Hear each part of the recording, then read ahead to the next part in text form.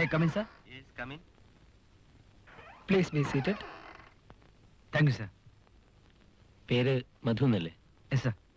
2 വർഷം മുമ്പ് കേരളത്തിൽ നിന്ന് കാണാതെ പോയ ഷിപ്പിന്റെ പേര് കൈരളി. That's right. പഞ്ചാബിന്റെ തലസ്ഥാനം ചണ്ഡീഗഡ്. അമേരിക്കൻ പ്രസിഡന്റ് പേര് ഇന്ദിരാഗാന്ധി. അമേരിക്കൻ പ്രസിഡന്റ് അറിയാത്ത ഒരാൾ ഈ ജോലിക്ക് യോഗ്യനല്ല.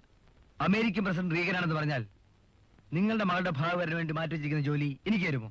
സോറി മിസ്റ്റർ മധു, നിങ്ങൾക്ക് വേണ്ടത്ര എക്സ്പീരിയൻസ് ഇല്ല. ഉണ്ട് സാർ, ആവശ്യത്തിലധികം എക്സ്പീരിയൻസ് ഉണ്ട്.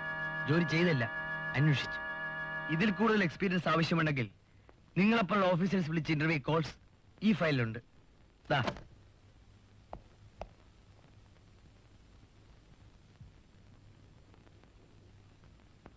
കുഞ്ഞാലി, കുഞ്ഞാലി, കുഞ്ഞാലി എന്നെ ഓർക്കുന്നില്ലേ?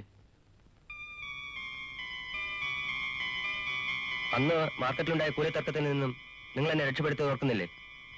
ഓർക്കുന്നുണ്ട് സാർ. നമസ്കാരം സാർ. നമസ്കാരം. ആ, അതൊക്കെ പോട്ടെ, ഇവിടെ എന്തിനു വന്നു? ഞാൻ വന്നത്... വരൂ, എന്റെ റൂമിലിരുന്ന് സംസാരിക്കാം. മധുവിന് SA സെലക്ഷൻ കിട്ടണമെങ്കിൽ ഞാൻ പറഞ്ഞതല്ലാതെ മറ്റൊരു മാർഗമില്ല.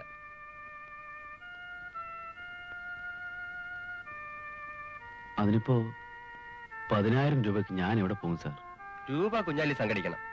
കാര്യം ഞാൻ സഹായിച്ചു തരാം. ശരി സാർ, എന്നാ ഞാൻ ഇറങ്ങട്ടെ.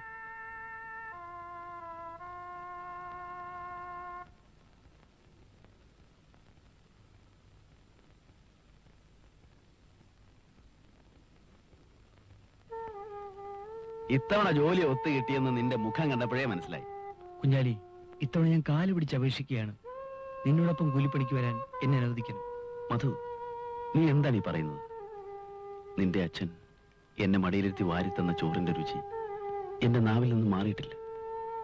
നിന്നെ ഒരു വലിയ ഉദ്യോഗസ്ഥനായി കാണണമെന്നായിരുന്നു അദ്ദേഹത്തിന്റെ മോഹം. ഈ കുഞ്ഞാലിക്ക് ജീവനുണ്ടെങ്കിൽ അത് നടക്കും. നീ വരൂ.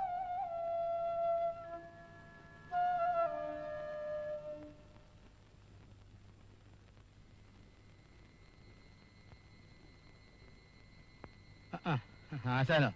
ഹായ്, ഇരിക്ക്. ഭയങ്കര കൊതു.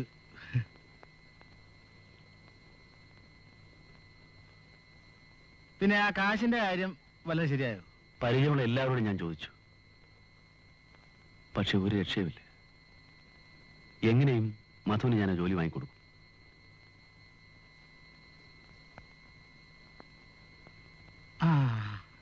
നമ്മൾ ഇന്നലെ കണ്ട കള്ളക്കടത്തുകാരനില്ലേ, അയാൾ തന്ന സാധനം അതിർത്തി കടത്തി കൊടുത്താൽ നമുക്ക് ആവശ്യമുള്ള കാശ് കിട്ടും.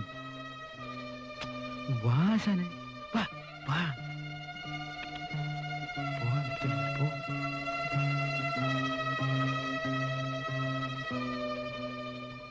ആ കള്ളക്കടത്തുകാരൻ നിന്ന് കെട്ട് അയാൾ പറഞ്ഞ കാറുകാരൻ തന്നെ ഏൽപ്പിച്ചു. പക്ഷേ പെട്ടെന്ന് ആ കാർ പോലീസ് വളഞ്ഞു. അവരുടെ വെടിയേറ്റ് ഒരു പോലീസുകാരൻ മരിക്കുകയും ചെയ്തു. ഇതൊക്കെ ചെയ്യാൻ കുഞ്ഞാലിക്ക് എങ്ങനെ ധൈര്യം വന്നു? ഇന്ന് എന്നെ കുറ്റവാളി എന്ന് വിളിക്കുന്ന ആ പോലീസ് ഉദ്യോഗസ്ഥരെ സൃഷ്ടിക്കാൻ വേണ്ടി എനിക്ക് ആദ്യത്തെ തെറ്റ് ചെയ്യേണ്ടി വന്നു പെങ്ങളെ.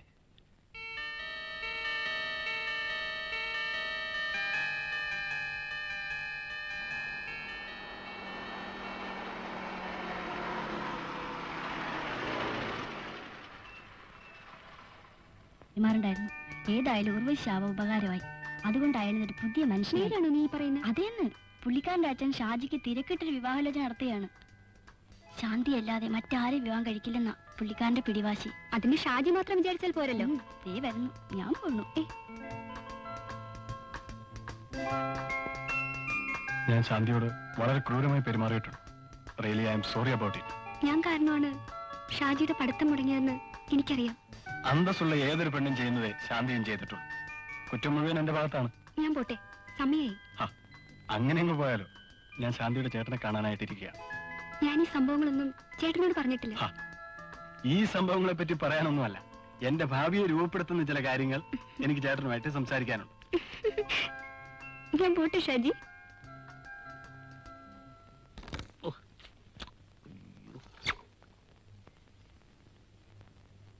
ഈ കൈകൊണ്ടുള്ള തട്ടിക്കളിയൊന്നും ശങ്കും അത്ര പിടിയില്ല കുഞ്ഞെ.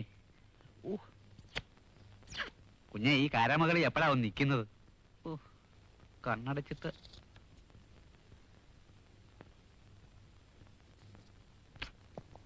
അയ്യോ കാലൻ.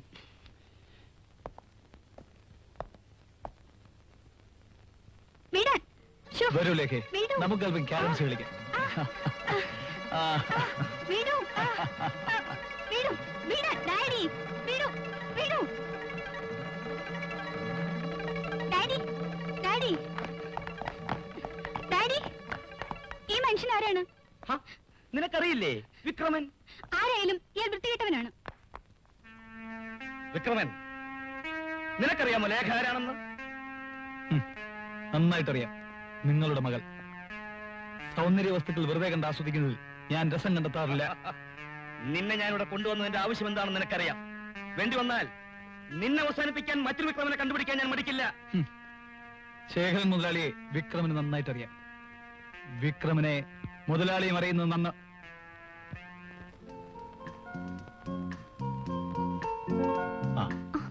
ഷാജിയോ? ഫ്രണ്ടിലൊക്കെ അത് തുറന്നു കിടന്നു. അവിടെ ആരെയും കാണുന്നില്ല. ഏതായാലും ഇവിടം വരെ വന്നതല്ലേ, ശാന്തി ഒന്ന് കണ്ടിട്ട് പോകാമെന്ന് കരുതി. സാമാന്യ മര്യാദയ്ക്ക് എന്നോട് ഇരിക്കാനെങ്കിലും പറഞ്ഞുകൂടെ? ഇരിക്കൂ. Thank you.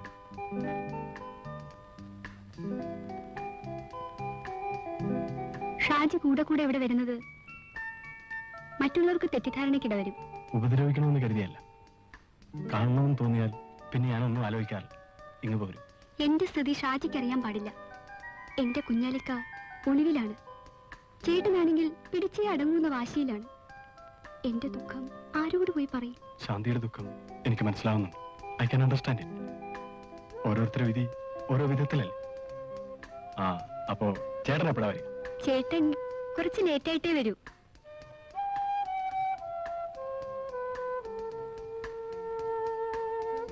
എന്നാൽ മറ്റൊരു ദിവസം ചേട്ടനോടൊപ്പം വരാം. പോട്ടെ.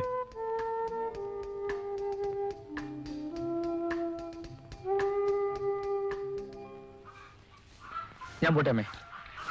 മോനെ, ജോലി കഴിഞ്ഞോണ്ട് മോനിഞ്ഞു പോരണം. ചുമ്മാ യൂണിയൻ മഴക്ക് നമുക്ക് വേണ്ട കേട്ടോ.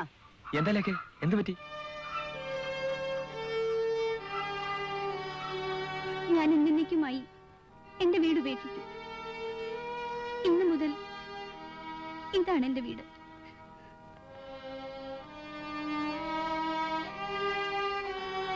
ലേഖേ, ഇതൊക്കെ പറയാൻ എളുപ്പമാണ്.